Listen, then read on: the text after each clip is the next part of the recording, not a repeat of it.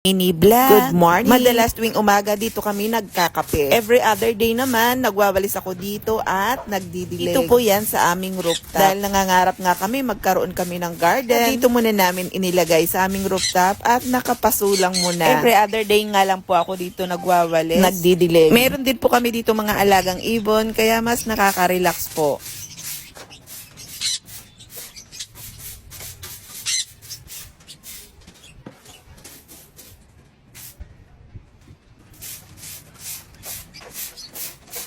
At naglagay din kami dito ng pa-beauty. Ang view naman po ay puro bubong. Dito naman kami madalas tuwing hapon nagkakape. Pag may mga bisita din, dito rin namin po dinadala. Pwede rin dito mag-barbecue.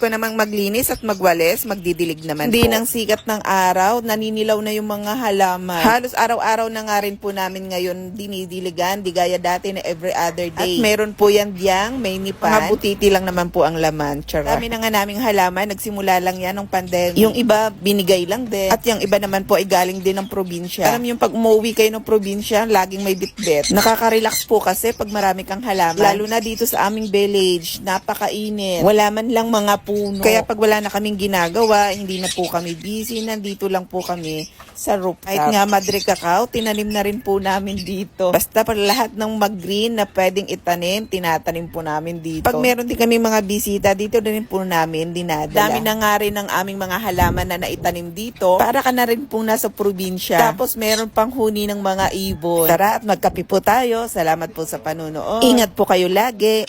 Bye!